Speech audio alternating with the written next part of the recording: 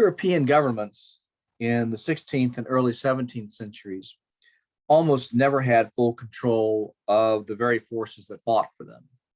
There were basically three reasons for this. First, there was a lack of administrative structure to exert a sufficient span of control, even if no other problems existed. And by span of control, I mean the ability to influence events at a distance, or influence what other units were doing at a distance from you, unless they were personally present with the army, and they could be with only one of their field armies at a time. Even monarchs simply could not control the movements and missions of other armies. So that's the first problem. Second problem was the lack of funds needed to pay their armies, which forced them to rely upon mercenaries and other nobles to furnish troops at their own expense, which gave these mercenary commanders, these were commanders who fought for pay, a certain independence. Because siege warfare predominated and was very expensive, required a lot of troops and long periods of time until a city was forced to surrender, governments were constantly deep in debt from the expense of having to maintain those mercenary armies in the field for so long. And these forces could and did mutiny, refused to cooperate, refused to fight any longer until they got paid. Governments simply could not extract enough resources from their own kingdoms to supply armies, which supplied themselves via something called contributions, which were basically taking loot and supplies and so forth, sometimes from individual farms, but also from whole cities, basically holding them for ransom until they got the supplies or the money or whatever that they wanted. And so once again, these armies had a certain amount of independence over the kingdoms that nominally employed them. So,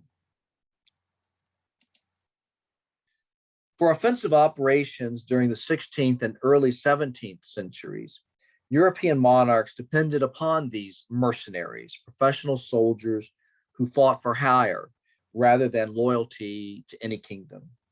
Some of the best mercenaries were Swiss pikemen, and of them there was a saying, "Pas d'argent, pas de Suisse." No money, no Swiss. Swiss pikemen are shown on the left, facing off against another mercenary force. Men became mercenaries for different reasons, but the most prominent was extreme poverty and the promise of regular pay, clothing, food, and shelter. They joined already existing regiments, but not always corresponding with their nationality. 40,000 Scotsmen, about 15% of the adult male population of Scotland, served as soldiers in continental Europe between 1618 and 1640. Occasionally, they offered their services individually. John Smith of Jamestown fame was hired to accompany the first settlers to the Virginia colony because of military experience serving first the French king against the Spanish, and then the Habsburg Empire against the Ottoman Turks. A unique figure in the world of mercenaries was Albrecht von Wallenstein of Bohemia. You see him on the right. He was born into a poor noble family. Yes, nobles weren't always rich, but married a wealthy woman in 1609. She conveniently died in 1614, and he inherited all her wealth. He used it to buy, at bargain basement prices, lands confiscated from Protestants who had unsuccessfully rebelled against their Catholic ruler, thereby further expanding his wealth. He had little military experience, but in 1617 organized a mercenary force that fought for Ferdinand of Austria in a minor war against Venice. Essentially, Wallenstein paid and equipped the mercenaries up front and discovered that he could make a profit doing it. The next year, 1618, the 30 Years' War broke out. Just like it sounds like, it lasted for 30 years. Dreadful war that ravaged Central Europe. It began as a revolt in Bohemia by Protestants who rebelled against a Catholic king-elect, but rapidly expanded until it sucked in Protestant and Catholic principalities throughout present-day Germany. Wallenstein cut a deal with the Habsburg Empire, Ferdinand II, to raise 24,000 troops at his own expense. In exchange, the emperor contracted to eventually pay him back and also agreed to let Wallenstein choose his own officers. Wallenstein actually raised 50,000 troops, and in gratitude, the emperor made him a duke. Nonetheless, something approaching professional armies gradually did emerge. By professional armies in this sense, I mean to say professional armies, armies that were loyal to the monarch, in the same way that American troops today are loyal to the United States government. Okay. So over time, something like real professional armies does emerge. Prince Maurice of Nassau, on the left, for example, was largely able to field an army with only modest augmentation by mercenaries. Together with the Swedish king Gustavus Adolphus on the right, who was among the few monarchs to have a coherent system for raising troops within his kingdom, they were able to develop better tactics. Maurice was, Gustavus Adolphus was better able to come up with better military tactics, which included superior ways to utilize infantry and to create adroit combinations of infantry, cavalry, and artillery, which made the whole greater than the sum of the parts. Maurice of Nassau fought primarily in an 80-year Dutch revolt to rid their territory of Spanish control. Gustavus Adolphus intervened on the Protestant side of the 30 Years' War, landing in Pomerania on the North German coast in 1630 and winning a number of battles until his death in one of them 2 years later. Gustavus Adolphus initially faced Wallenstein, that mercenary general I just talked about. Wallenstein turned out to be a mediocre battle general at best, but Gustavus Adolphus supplied his own army the same way that Wallenstein did, via contributions, basically living off the land and taking what was needed from cities by way of loot and supplies.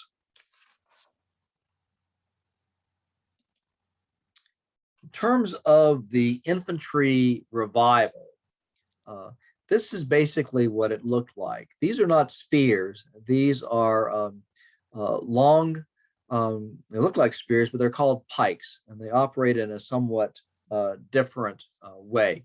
And it was these pikes that came to dominate European battlefields around the same time as the military revolution. Pikes could be used against other infantry, but they could also be used to repel enemy cavalry.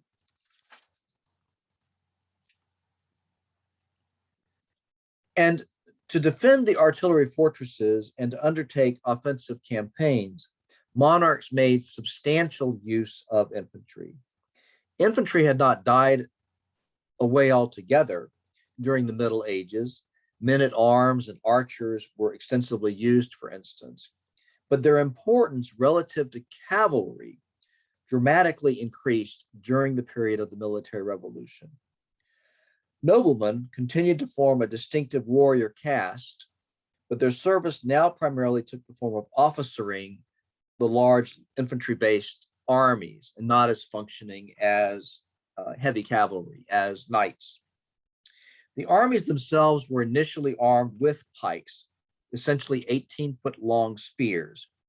The pike, though, was a comparatively awkward weapon. Alone, a pikeman on a battlefield was still vulnerable to cavalry and to other infantry. The strength of pikemen was in their formation. Together, they formed a bristling wall that could intimidate other infantry and ward off even the most determined cavalry attacks. But this required extensive discipline and training. A number of commanders get credit for restoring extensive infantry training to the European battlefield. The Dutchman Maurice of Nassau, and the Swedish king Gustavus Adolphus, we just saw. But the Spanish were the first to field pikemen in such extensive numbers. Their preferred unit, called the tercio, Tercio, the tercio, became standard in other European armies, and many infantry terms used today, corporal, sergeant, colonel, and so on, derive from the Spanish armies of this period.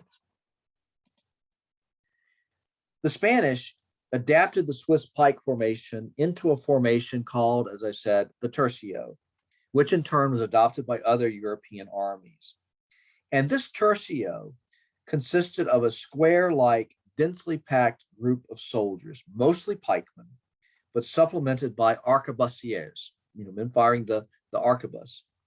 And these collectively were able to defend against enemy cavalry and in battle against other infantry engaged in a melee, as depicted in this 2006 Spanish film A la Triste, about a Spanish soldier of fortune. And by the way, this is one of the only good depictions of tercio warfare you're ever going to see.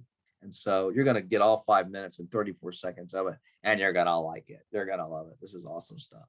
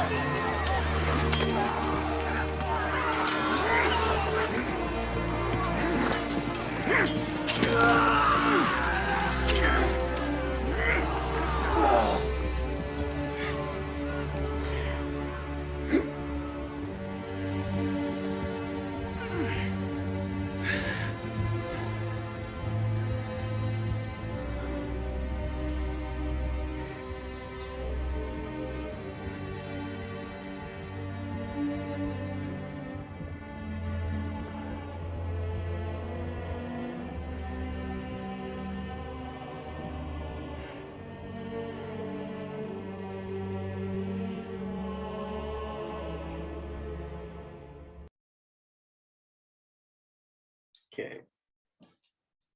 All right.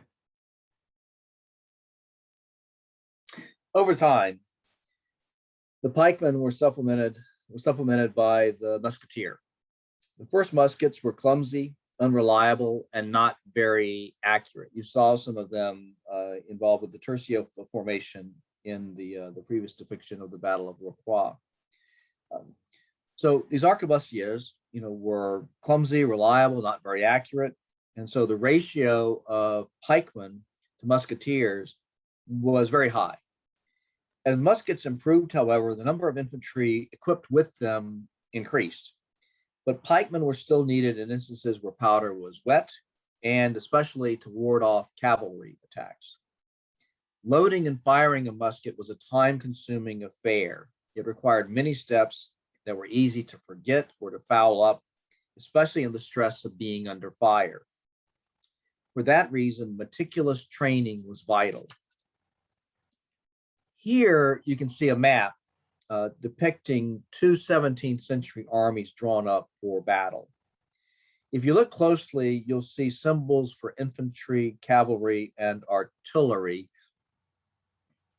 But the most numerous and important are the infantry, and those are the solid blocks of blue, blocks of red. The rise of infantry armies led to a revival of linear tactics, as infantry lined up in long rows, initially as many as 8 deep. They were trained to move to the rear as they fired, so that troops with loaded weapons could move to the front rank, fire, and withdraw in turn. The best European armies could do this in such a way as to manage to keep up an almost continuous fire. However, success depended upon having well-trained soldiers who could march and fight as perfect teams. When an admirer remarked that a certain unit had performed under fire, quote, as coolly as on a parade, this was a perfectly serious military compliment. European armies were indeed to perform their maneuvers just as they would on a parade field. And the constant drill was intended to make these maneuvers become second nature. By the 1660s, it occurred to European armies that a musket could be adapted into a pike by means of a plug bayonet. That's what you see at the top two of those images. By the mid-18th century, it was common to use a socket bayonet, which could be fitted on the muzzle of a musket and allowed one to shoot with the musket or stab with the bayonet as the situation required. And those are the bottom three. And by the way, that's the same basic design of bayonets as they are used today. In the mid-1700s, European ground warfare was centered on infantry armies using linear tactics. They fought each other in dense formations, a tactic that survived until the First World War of 1914-1918. Now, nowadays, this seems insane to us, but it was the only way to maintain effective command and control. And the smoothbore musket was inaccurate. with a maximum effective range of between 80 and 120 yards, depending on which military analyst you believe. Um, this was no better than the atlatl. It was considerably less, or the crossbow. It was considerably less than the longbow. Um, the chief advantage was that it was a lot easier to train people to use a musket than it was to expend years upon years upon years mastering something as complex as the longbow. This scene from Barry Lyndon, Stanley Kubrick film from 1975, is a good representation of what 18th century infantry tactics looked like in operation. Ideally, the attacker didn't use firepower to overcome the defender, but rather closed with the enemy using the bayonet. Few defenders stuck around to be literally stuck. So it was an effective way to prevail on the battlefield. It's obviously a revival, Victor Davis Hanson would say, a continuation of the infantry tactics dating back to the ancient Greeks and Romans. One key departure from the Hanson thesis is that it's highly questionable whether a soldier in the 18th century felt much political connection with the kingdom or the cause for which he fought. But developments in the late 18th century were about to change that. Here's the sequence from Barry Lyndon. Again, as with the scene from El Triste, very, very well worth watching and very, very instructive.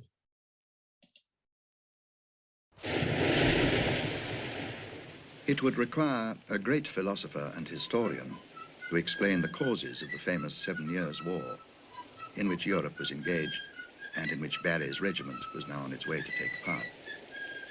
Let it suffice to say that England and Prussia were allies and at war against the French, the Swedes, the Russians, and the Austrians.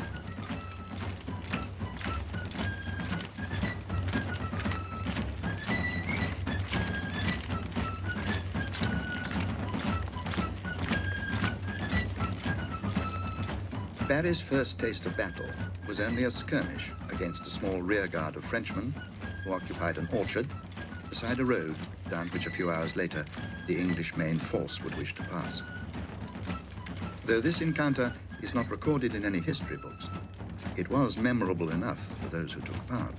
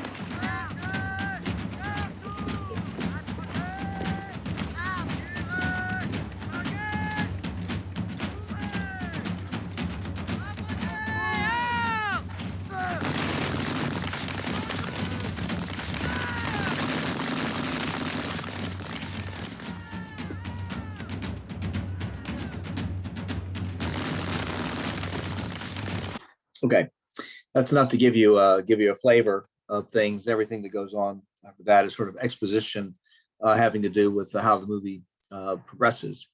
But that gives you an idea of what fighting looked like during that period, and indeed all the way up to the First World War. It's part of something that historian John Lynn calls a battle culture of forbearance. As you can see, Neither the English nor the French allowed themselves to be in the least bit sort of rattled or shaken up, by the presence of this deadly force coming at them, and instead conducted their marches and the process of loading and firing and so on, almost mechanically. This is that battle culture of forbearance that historian John Lynn has spoken of. Okay, I'm going to stop here, and then we'll move on to a discussion of the changes in the political system of Europe that came about partly as a result of developments during the military revolution and partly because of other developments as well.